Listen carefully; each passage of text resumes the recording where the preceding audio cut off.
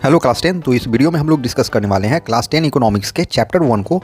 और चैप्टर का नाम है डेवलपमेंट। और डेवलपमेंट के हम दो इंपॉर्टेंट टॉपिक को डिस्कस करेंगे जहां से क्वेश्चन एग्जामिनेशन में बनता है। इससे पहले वाले वीडियो में हम लोग वन शॉट डाल चुके हैं, वन शॉट टू डेवलपमेंट का, जिसमें आपको हैंड रिटेन नोट्स मिलेगा। लेकिन उस हैंड रिटेन नोट्स में जो कंट्रीज को कंपेयर किया गया है उसमें जो डेटा यूज किया गया है वो 2017 के आधार पर है। और इसमें हम लोग न्यूअर डेटा को भी देख लेंगे कि क्या है। तो हमारा टॉपिक, पहला जो टॉपिक है वो how to compare different countries और स्टेट, और दूसरा जो टॉपिक होगा national income, per capita income. इनको हम लोग समझने का प्रयास करेंगे और क्वेश्चन यहाँ से बनता है, इसलिए आप इसको लास्ट तक देखिए। साथ ही साथ वो 3 काम भी कर लीजिए, लाइक शेयर सब्सक्राइब का।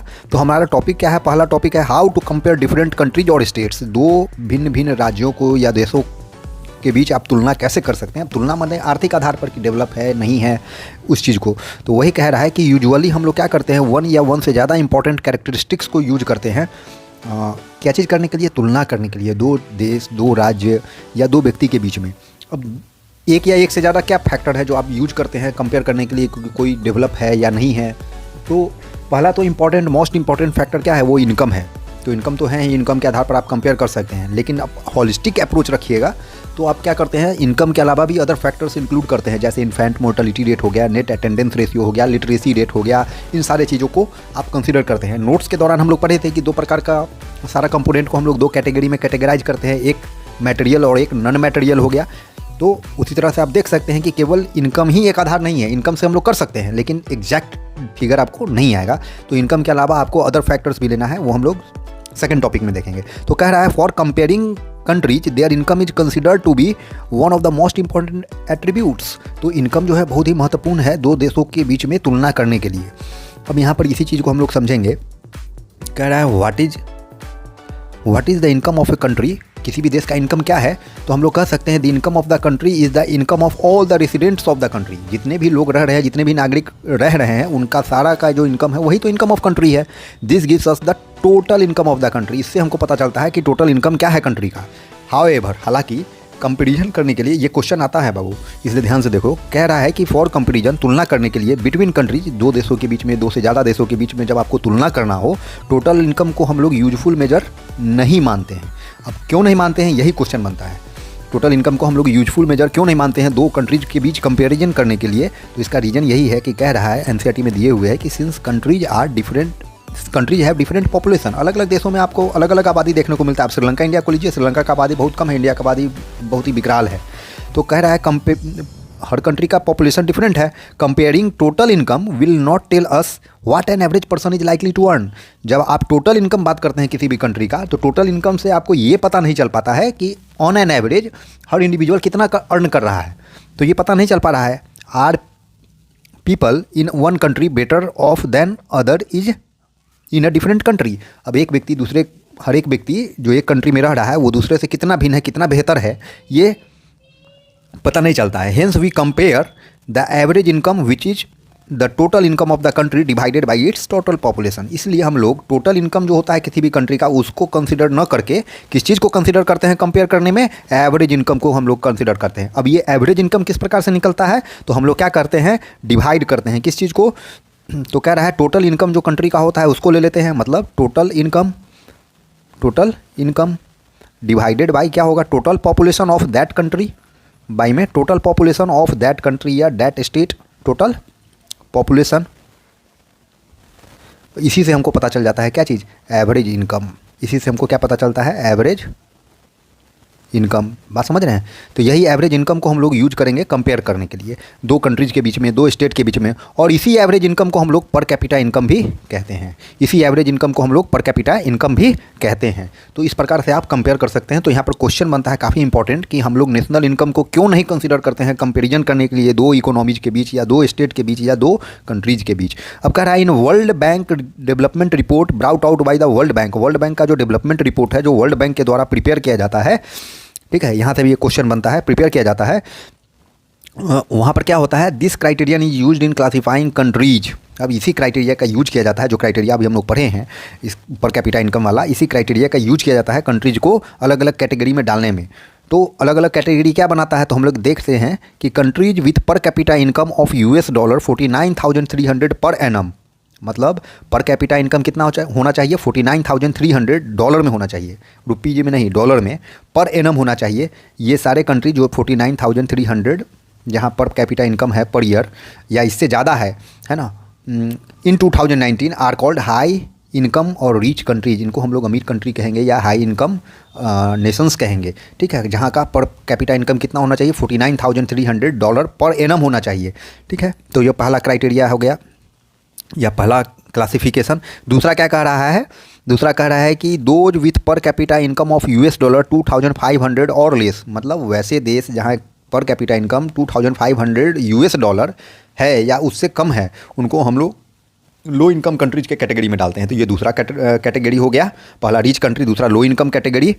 अब क्या कह रहा है, इंडिया, भारत के संदर्भ में बात कर रहा है कि India comes in the category of low middle income countries. Low middle income country के कैटेगरी में इंडिया आता है। बिकॉज क्यों ऐसा है, क्योंकि 2019 के डेटा के अनुसार यहाँ पर $6,700 पर कैपिटा इनकम पर एनम है, मतलब $6700 ठीक है। तो इस प्रकार से हम यो वर्ल्ड बैंक है वो क्या कर रहा है, 3 कैटेगरी में बांट दिया कंट्रीज को। अब आप किस कैटेगरी में हैं, तो आप समझ रहे हैं इंडिया के कैटेगरी में है। इंडिया का कैटेगरी क्या है, तो लो मिडिल इनकम कंट्री में आता है इंडिया, ठीक है। तो ये चीज़ हम लोग को जानना था। तो यहाँ पर कह रहा है the rich countries excluding countries of middle east and certain other small countries are generally called develop countries. अब कह रहा है कि जो धनी देश हैं, जो भी धनी देश हैं, और किसको छोड़ करके, मिडिल ईस्ट कंट्री जो गल्फ़ नेशंस हैं, दुबई, यूएई वगैरह को आप देखते हैं, सऊदी वगैरह, इन सब को छोड़ करके जो भी धनी देश हैं वो सब डेवलप कंट्री के कैटेगरी में आते हैं। अब आपके दिमाग में क्वेश्चन आ रहा होगा कि गल्फ़ कंट्रीज को क्यों छोड़ा जा रहा है, दुबई, सऊदी अरब, कुवैत वगैरह को क्यों छोड़ा जा रहा है। तो वहाँ पर जो नॉन मटेरियल थिंग वाला कैटेगरी है वो गायब है, मतलब फ्रीडम, सिक्योरिटी, इक्वलिटी, है ना, ये सारा चीज़ जो एस्पेक्ट है वो गायब है गल्फ़ नेशन में, ठीक है। अब हम लोग अपना नेक्स्ट इंपॉर्टेंट टॉपिक देखते हैं जहाँ से क्वेश्चन आता है। उससे पहले हम लोग एवरेज इनकम को यहाँ पर समझ लेते हैं। एक चार्ट के मदद से बताया गया है, ये लाइन काफ़ी इंपॉर्टेंट है, याद रखिएगा कि while averages are useful for comparison. Average जो है, औसत जो है ना, तुलना के लिए काफ़ी इंपॉर्टेंट है, लेकिन वो बहुत सारे डिस्पैरिटीज़ को छिपा लेता है अपने आप में। डिस्पैरिटीज मतलब डिफरेंसेज हो गया, जो डाइवर्सिटीज़ है वो छिपा लेता है। तो यहाँ पर 2 उदाहरण लिया है, देखिए, कंट्री ए लिया है और कंट्री बी लिया है। कंट्री ए में जो देख रहे हैं 5 सिटीजन को मान लिया है कि इंडियन रुपीज़ के में कमा रहे हैं ये लोग। तो ये 5 सिटीजन है, कमा रहे हैं। अब आप इनको टोटल को सम करिएगा तो कितना हो जाएगा, 50,000 हो जाएगा कंट्री ए का इनकम, ठीक है, 50,000 हो जाएगा। लेकिन कंट्री टोटल सिटीजन कितने हैं, तो 5 है।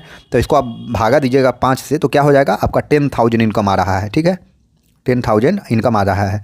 क्या आ रहा है, 10,000 इनकम आएगा, आपका 10,000 आएगा। और जो सेकंड जो है कंट्री बी, यहाँ भी अगर टोटल को आप ऐड कीजिएगा तो ये भी 50,000 आएगा, और यहाँ भी एवरेज आपका 10,000 आएगा। जब इसको 5,000 से आप भाग दीजिएगा, 5 से भाग दीजिएगा, तो आप देख लीजिए कि कौन कंट्री बेटर है। कंपेरिजन अगर आप करेंगे तो किस कंट्री को बेटर कहेंगे, तो आप कहेंगे कि कंट्री ये बेटर है, क्योंकि यहाँ औसतन सारा जो नागरिक है, 5 नागरिक जो है वो 10,000 के नज़दीक है, 10,000 के आसपास है। लेकिन आप कंट्री बी को जब देखते हैं तो कंट्री बी में देख रहे हैं कि 10,000 औसत आमदनी है, मतलब पर व्यक्ति पर 10,000 जा रहा है। लेकिन देख रहे हैं कितना डीप डिफरेंसेस है कि 500 रुपये कमा रहा है यहाँ पर, लेकिन 10,000 इसके मत्थे चढ़ रहा है ना। लोग क्या एज्यूम करेगा कि अरे यहाँ का लगभग औसतन आदमी 10,000 रुपये कमा रहा है, लेकिन आप देख रहे हैं कि 10,000 एक ही आदमी ज़्यादा कमा रहा है, बाकी सारे आदमी गरीबी में जीवन जी रहे हैं, 5,500 रुपये पर जी रहे हैं। तो यही डिफरेंसेस हो जाता है, समझ रहे हैं आप, ये डिस्पैरिटी को छिपा लेता है अपने आप में। तो ये दूसरा चीज़ था। अब हम लोग अपने एक चीज़ यहाँ पर आ रहे हैं कि इनकम एंड अदर क्राइटेरिया। हम लोग पढ़े हैं इससे पहले वाले स्लाइड में कि इनकम के साथ साथ अदर क्राइटेरिया भी है। अब उन अदर क्राइटेरिया पर आपको इस चार्ट में आपको 3 स्टेट लिया है, हरियाणा, केरला, बिहार। अब ध्यान दीजिए कि हरियाणा का पर कैपिटा इनकम कितना है, 2,36,147। वहीं हरियाणा का, और केरला का देखेंगे तो 2,04,000 समथिंग है, और बिहार का देखिएगा तो 40,000 है। मतलब आप देख रहे हैं कि हरियाणा जो है इनकम में बहुत ऊपर है, केरला उसके बाद है, और बिहार 3rd नंबर पर आता है। लेकिन आप किसको डेवलप कहेंगे, किसको अच्छा मानेंगे, तो इसके लिए आपको ये दूसरा चार्ट दिया है कि देखिए इनकम के अलावा जो अदर फैक्टर्स है उसको भी ध्यान दीजिए। इन्फेंट मोर्टेलिटी रेट, आप पढ़े हैं इन्फेंट मोर्टेलिटी रेट के बारे में, कह रहा है कि कितना बच्चा 1 साल की उम्र को पूरा करने से पहले पर 1000 लाइव चिल्ड्रन में जो डेथ कर जाता है। तो इसी को IMR कहते हैं, इन्फेंट मोर्टेलिटी रेट कहते हैं। लिटरेसी रेट आप समझ रहे हैं ना, साक्षरता दर, है ना। तो नेट अटेंडेंस रेशियो आप जान रहे हैं ना, 14-15 साल की उम्र के बच्चे कितने अटेंड कर रहे हैं अपने वर्ग में, है ना। तो वही नेट अटेंडेंस रेशियो हो गया। तो आप देखिए कि हरियाणा नेट अटेंडेंस रेशियो में इन्फेंट मोर्टेलिटी रेट कितना है, 30 है, देख रहे हैं, हाई है। वहीं केरला का देखिए 7 है, बिहार का तो और ज़्यादा है 32। वहीं लिटरेसी रेट देखिए तो हरियाणा का 82 है, लेकिन केरला का देखिए 94 है, बिहार का 62 है। वहीं नेट अटेंडेंस रेशियो देखिए कितने बच्चे उपस्थित रहते हैं, तो हरियाणा में देखिए 61 रह रहा है, लेकिन केरला में देखिए 83 हो जा रहा है, बिहार में 43 है। तो किसको बेहतर कहेंगे? ऑब्वियस है कि आप केरला को बेहतर कहेंगे। ठीक है, इनकम वाले एस्पेक्ट में हरियाणा ज़्यादा आ रहा है, लेकिन इनकम के अलावा भी अदर फैक्टर्स हैं जिसको हम लोग गौर करते हैं, तब हम कह सकते हैं कि कोई डेवलप है या नहीं है। इसलिए तो हम लोग गल्फ नेशन को बाहर छांटते हैं। तो आप समझ गए हैं। तो ये 3 स्टेट को कंपेयर किया है, यहाँ से क्वेश्चन बनता है, इसलिए आपको ये ध्यान से रखना है, ध्यान देना है इसको। आगे हम लोग क्या देखने वाले हैं?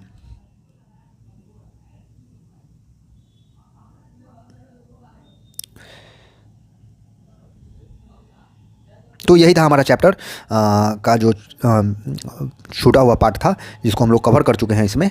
आप वीडियो को लाइक शेयर सब्सक्राइब जरूर कीजिए, साथ ही चैनल को सब्सक्राइब कीजिए। Thank you.